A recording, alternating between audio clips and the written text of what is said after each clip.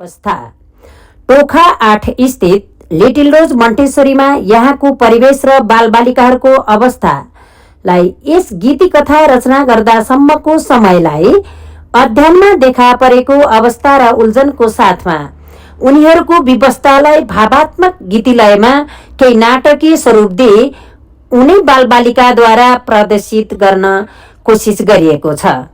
यस गीति नाटकमा हाल नेपालमा वैदेशिक रोजगारको सिलसिलामा विदेशिएका नेपाली आमा बुबा, विशेष गरी आमा जुन भौतिक सुविधाको वितृष्णा मात्र नभई बाध्यतावश यी कलिला चेचिला बच्चाकी आमा जसको छातीमा आफ्नो बच्चाको खाना दूधले पोलिँदै छाती चर्काउँदै उड्छिन् पूर्व दिशामा, यता डाँडापारीका जुन आज हुन् कि भोलि हुन्, उनै बाबुआमा सासु ससुराको फोल्टामा राखिदिएका छन्।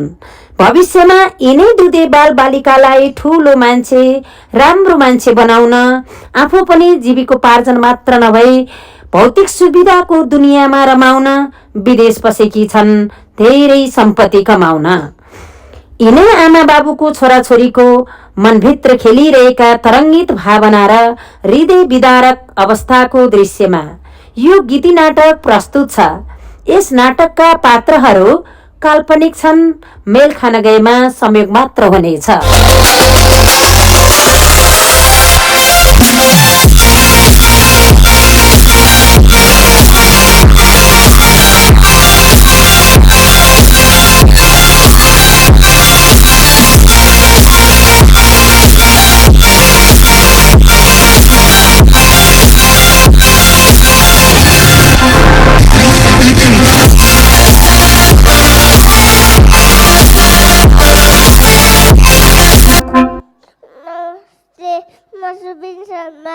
यस गीति नाटकमा टकटके दौडिरहने, थोरै समयमा धेरै नयाँ चिजको खोजी गर्न चाहने पात्र मेल खान गए तपाईँले पत्ता लगाउनु होला। शुभकामना।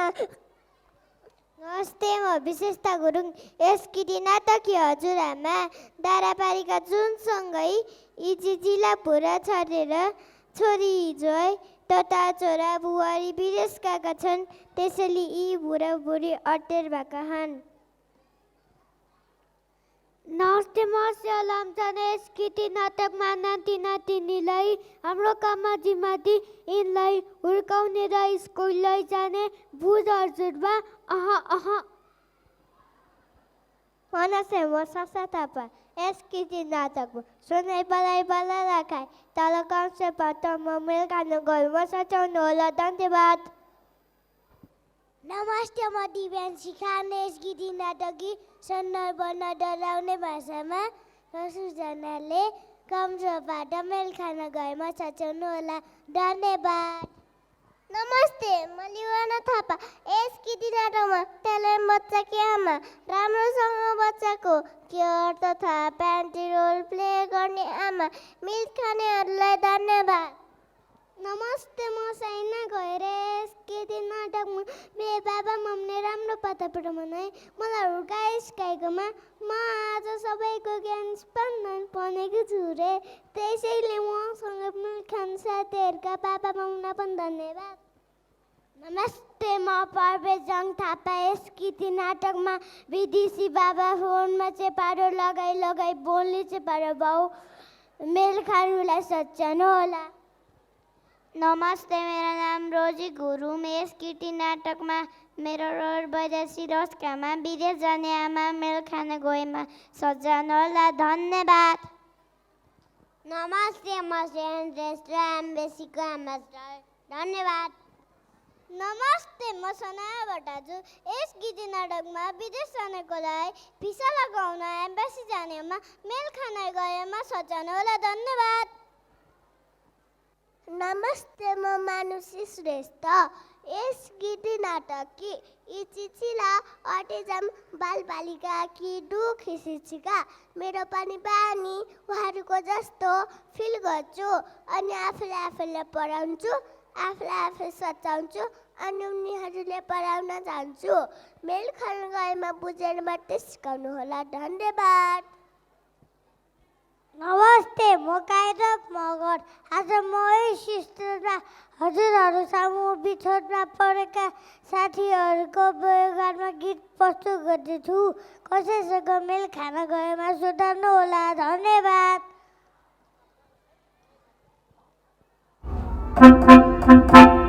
मेरो जन्म कहाँ होला, कसलाई सोधे थाहा होला।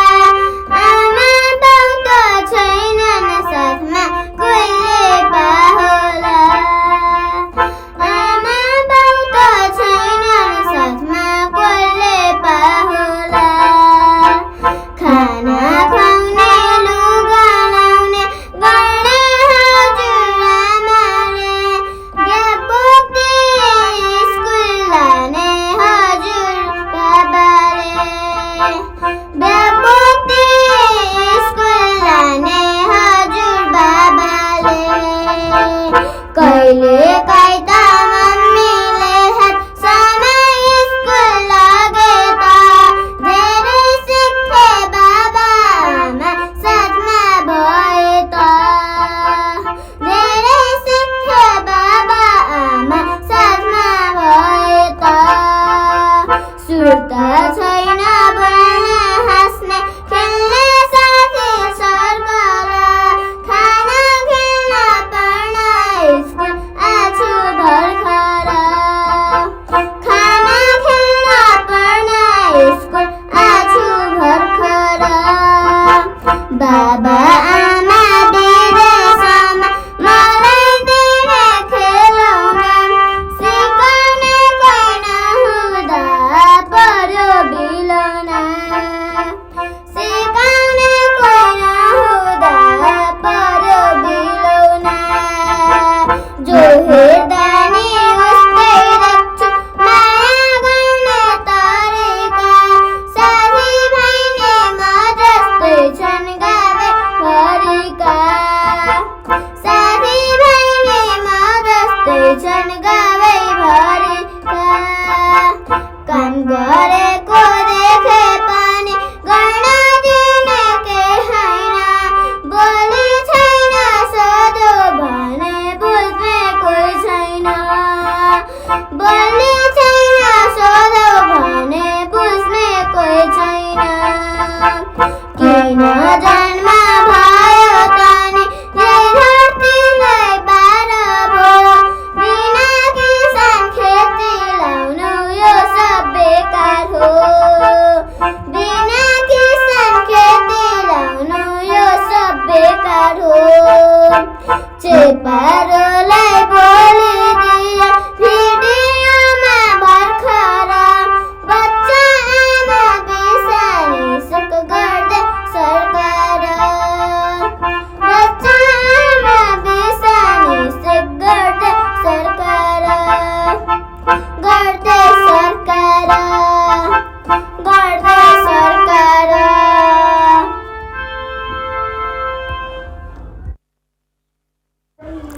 बाल अधिकार भाद्र 29 2047 सम्बन्धी ऐन संशोधन 2082।